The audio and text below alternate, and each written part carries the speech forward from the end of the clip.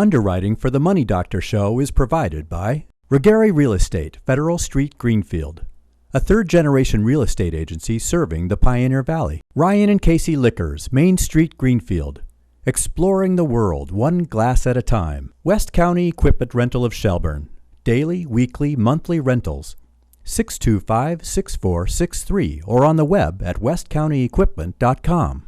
The Franklin County Community Development Corporation, growing sustainable businesses and communities since 1979.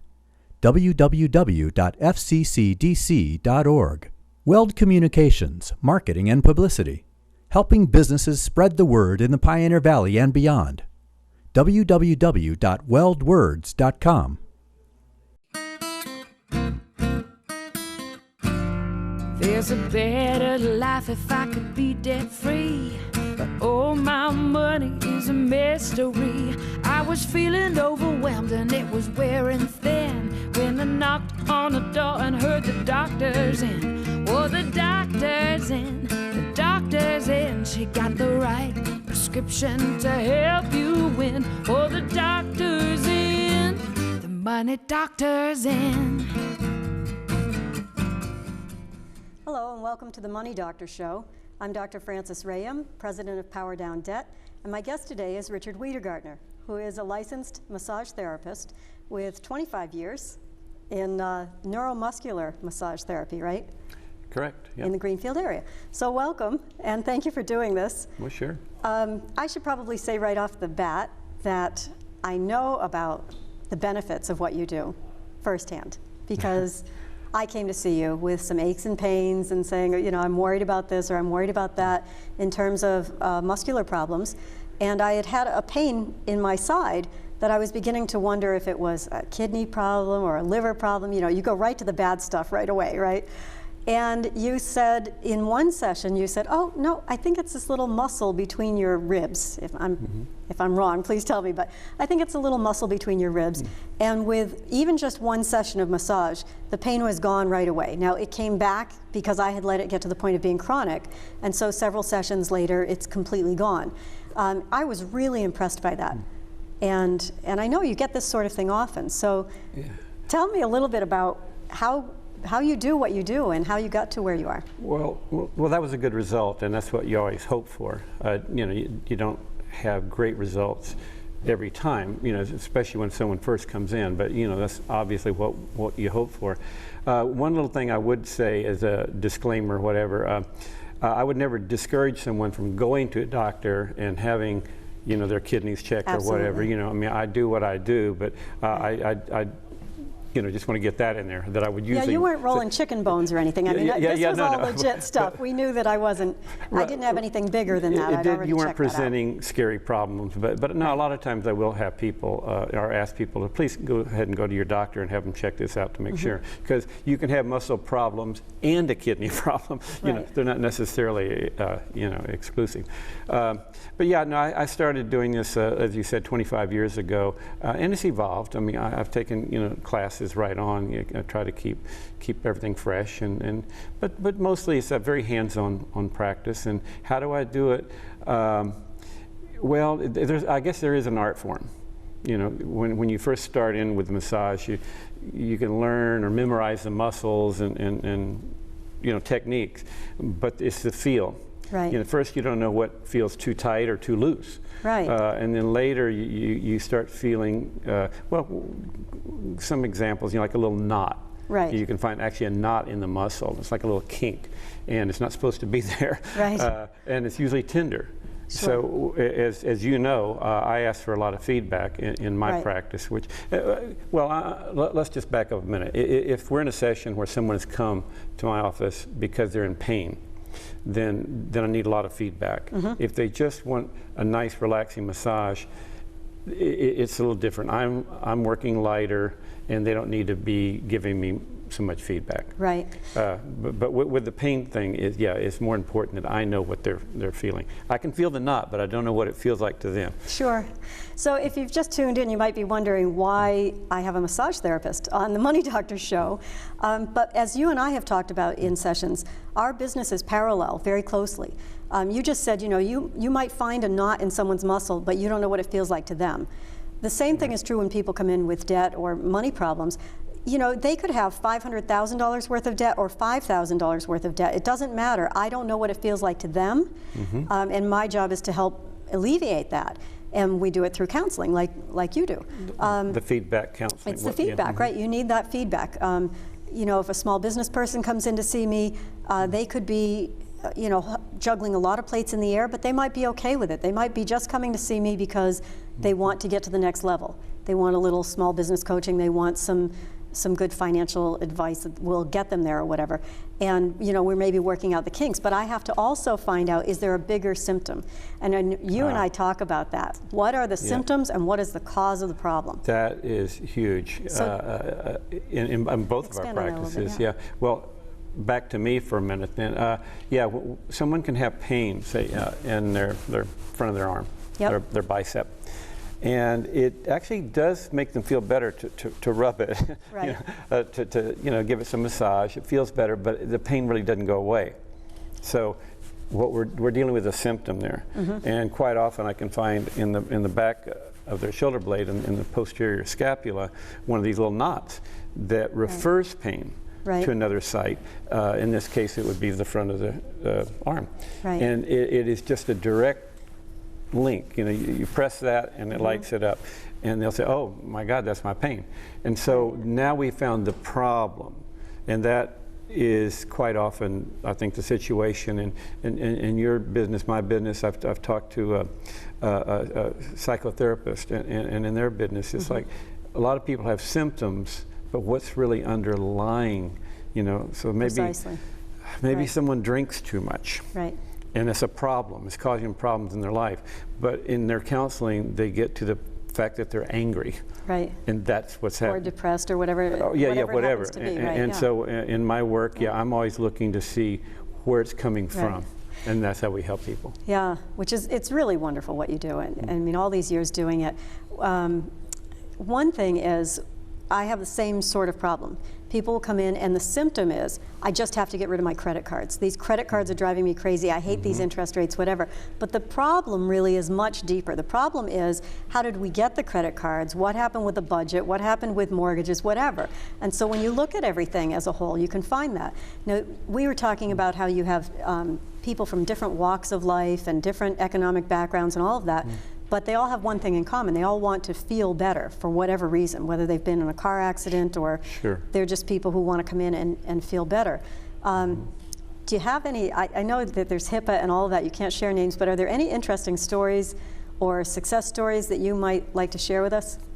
I've really put you on the spot. You didn't know this was coming. No, I didn't. And you're right. Due to the HIPAA regulations, I can't give you some of the famous people I've worked with. The money doctor. No. Did we say that? Yeah. No. Yeah, but well, I mean, as that was a joke, by the way. No, there's been people. One person I'm thinking of that, to use the analogy I was using, someone kept waking up at night with their left arm. They're thinking maybe they've got a heart problem. Oh boy. And it's very scary. Right. But they'd been checked out. This is one of the situations where they'd been to the doctor more than once. Everything seems fine. Finally, well, go see this guy, meaning me. Maybe maybe it's muscular. Right. So I found this trigger point in the posterior scapula that referred right to the arm. And what was happening is this gentleman slept on his back. And so when he'd go to bed, there wasn't a problem, but lying on his back long enough, it would start the syndrome. Yeah, and so by alleviating that trigger point, we alleviated the problem, and he was very happy. Wow. Did you send him a bill from his cardiologist? I did not. No.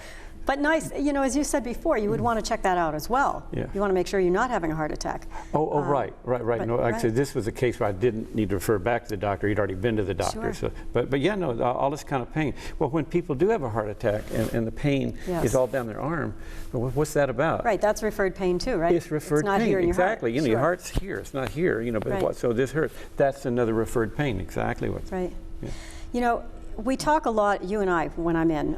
I've started running in the last year or so. I love it, but it's hard on, you know, between dancing and running, it's hard on my feet and hard on my legs and whatnot. I hope that I'm doing it well and carefully, But you've kept me in really good condition running. Even with a tendon that's bothering me or whatever, I'll come in, we'll get some massage. You remind me all the time to ice things. Yeah. And the key there is it's always easier to prevent it than it is to fix it. So can you talk a little bit about preventative? Well, that's right. I mean, it's a little catchphrase. I use it all the time. It's easier to prevent it than it is to fix it. And more people should do that, I guess you could say. In our society, I just don't think people are given the permission to do as much preventative. You know, that's hopefully changing. Insurance doesn't pay for it often. Well, there you go. Yeah. If it did, insurance will usually kick in when there's a big problem that needs fixing, but not for the prevention side. So that's mostly out of pocket.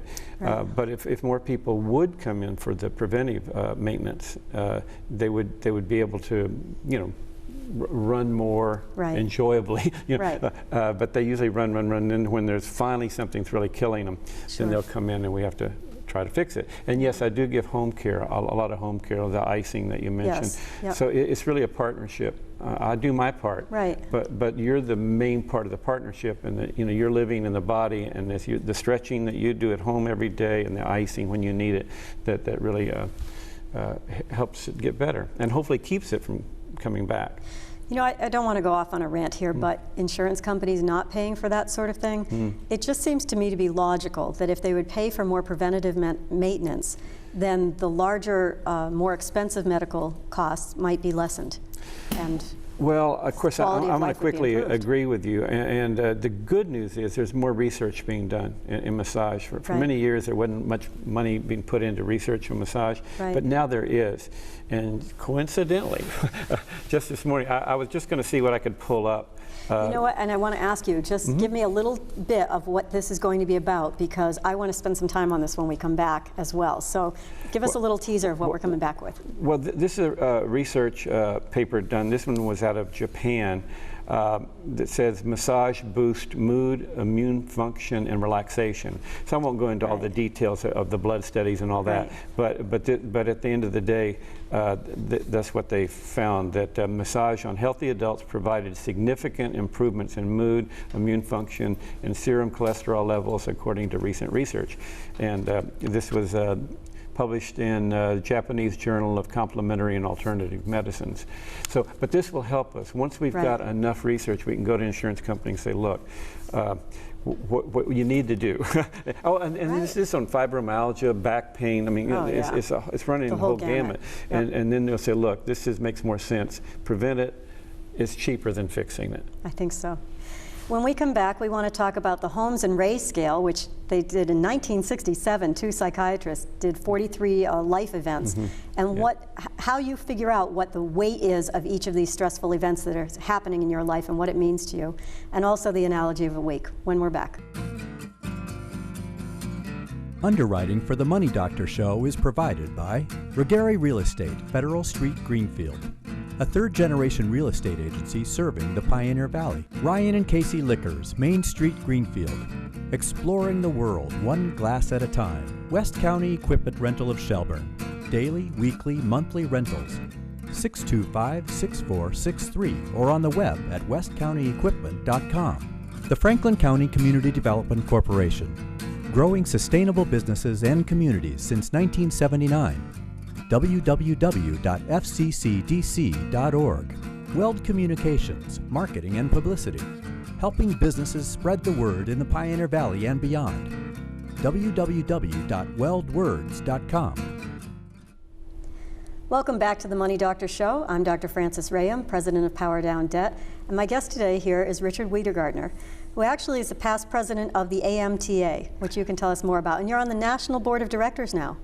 Well, I'm the immediate past president of the Massachusetts chapter of the AMTA. Okay. There is a national president, which I am not. It would be like me to catapult you into that. Well, yeah, okay. Sure.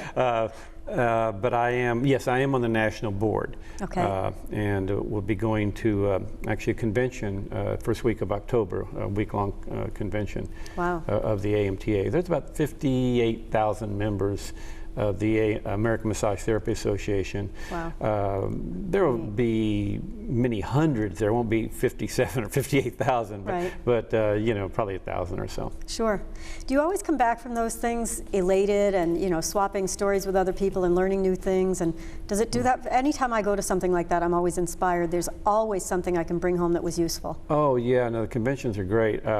We see, you know, colleagues from all over the country, and yeah, we share sometimes war stories, Right. but you know, just different things that are practical in our practices as well. And then at the convention, there's workshops. So you take these workshops, and you know, might learn a few new techniques to bring back to your practice to put in, you know, immediately, or maybe you find someone that you want to study with, you know, more Sure. during the next year. Sure. But it's all, yes, this is inspiring, and also more well, research papers are coming out, Oh, yes. and they'll all be shared I know you're at the convention. a big fan of that education and moving this forward and getting, hopefully getting to the point where insurance companies will pay for preventative maintenance. Yeah. I should say that when I came to you, I had had lots of other massage, all feel good, spa massage, nice, and not that it wasn't therapeutic. It's all good stuff. It's all good stuff, but I didn't find it to be as valuable to me personally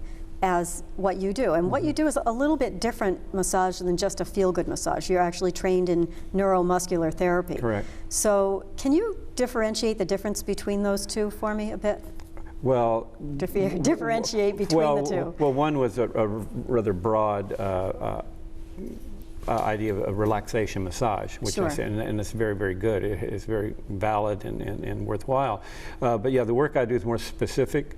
Most people who come to my practice come because there is an ache or a pain, or at least the first time they come. Right. That's what brings them to my practice. An ache or a pain, which funny to me sounded like an acre of pain, which is what I No, felt an like ache- when an I ache- came to you. well- I have an acre of pain. Yeah, well, Yes. I'm originally from South Texas, and sometimes it just sort of I wasn't teasing you. flows like that. Sort of teasing me. It was yes. almost an acre of pain. Well, yeah, and so my job is to see if I can figure it out, first of all, what is it, and then alleviate it as much as possible. And again, we were talking earlier, there's home care that comes into this very quickly. Right. But in mostly I would say neuromuscular therapy is a pain alleviating modality. Yes. Yeah, and quite effective in my experience. So before we went on break, I promised that when we came back, I would do an analogy of the week, and then we'd talk about this stress scale that we have, the Holmes and Ray stress scale, and your new study that you found recently. And I'm very hopeful. Well, I shared, well, I've got a couple of them here. The one I was just sharing before the break about the Japanese study that that corrects or affects your mood or betters mood and all that, right? This one, massage boost. Well, let me just read this one sentence. From the study, massage on healthy adults provided significant improvements in mood, immune function, and serum cholesterol levels. So that's and this is just this one study, it's kind of narrow, but mood, you know, that's really a big deal. Well, it's huge, and the fact that it says significant matters to me. Now, mood, you know, I don't want to get off on a whole, you know, a whole tangent about how much I think positive attitude has a lot to do with our health, but I really believe that, and I see it in people who come in to see me about finance. They're so stressed, and in an hour and a half when they're leaving my office, they already feel better, and in a few months or a few, you know, a short period of time, they are like different individuals when it comes to thinking about their relationship with money. So people have to come in to see you stressed to the max all the time. That's how we get these aches and pains in our muscles. Some of us get it from working too hard physically, but many of us just get it from stress, from worrying day and night. So do people share with you, like, what is there a percentage you could give us, or how often do people come in to see you and say, you know, part of what's adding to my stress or what I think is really bothering me is financially based? Yeah. One thing you just said there, when you said just stress, you know, as opposed to Just lifting stress, things, right. just stress. No, I think stress is a very significant subject. You know, both the medical field, the psychological field, my field, your field. I mean, stress is a big deal. I think it can actually put people in the hospital. Right. You know, maybe you're there And for a does. bleeding ulcer, but what caused a bleeding ulcer? You know, and you can back things up. Absolutely. And stress is High blood pressure, heart attacks, on and on and on. all Yeah, kinds of things. all of that, and more research again is coming out on stress and why it's so important to do stress reduction and manage stress. But specifically, percentage-wise.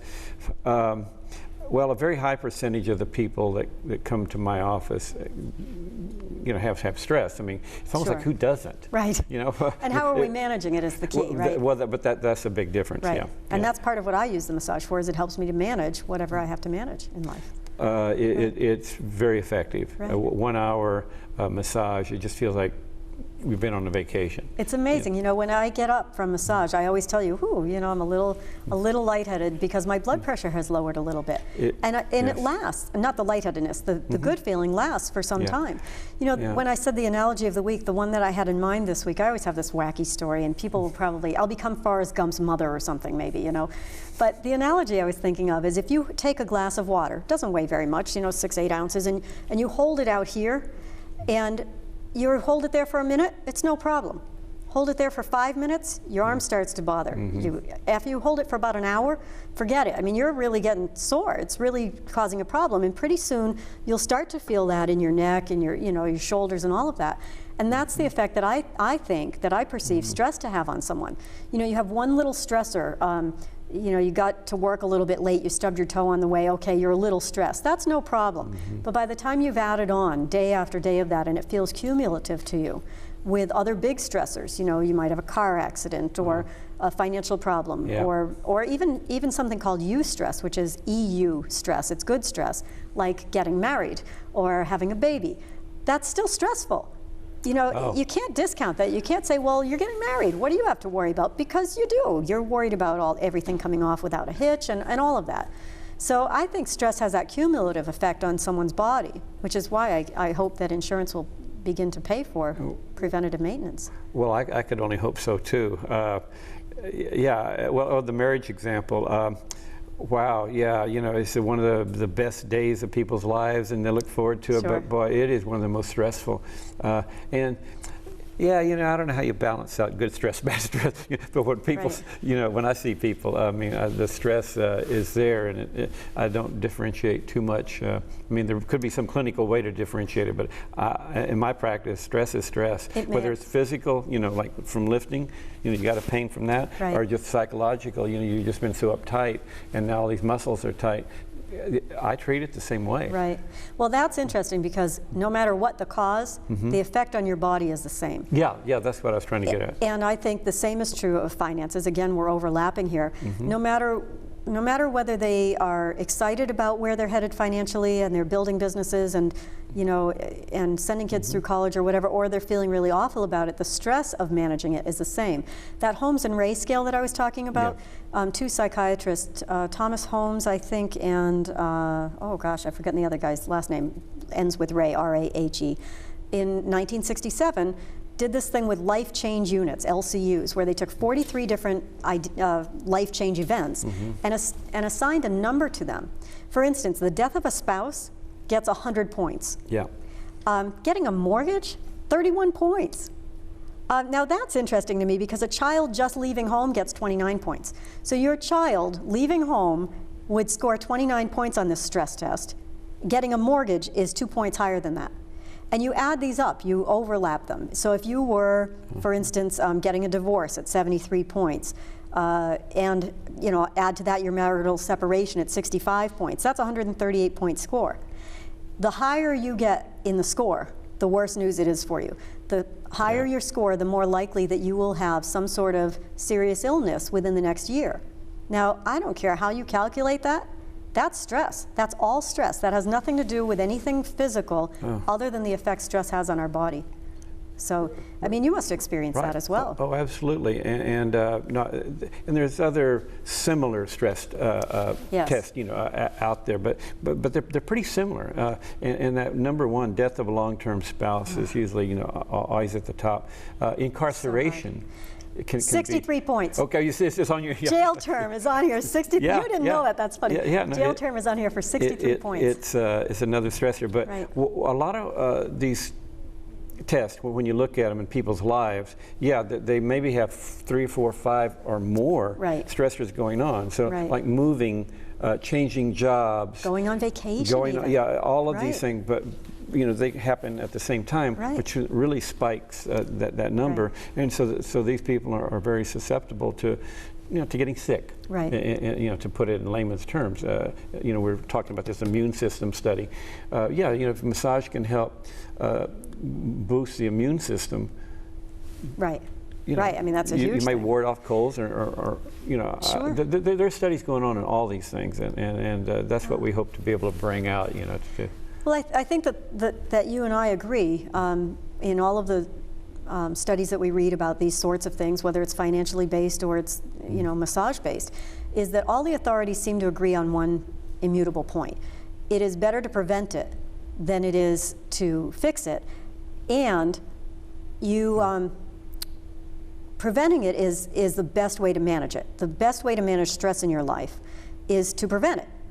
If you can head it off at the pass and go for massage or do yoga or whatever you get, go for a run, whatever you get for therapeutic release of those endorphins and getting to the point where your body feels better and is less tense and less tight, the more effective you operate, the more efficient you can be at business, with your family life, whatever, the better your quality of life, and the less chance that you have something chronic that you have to deal with.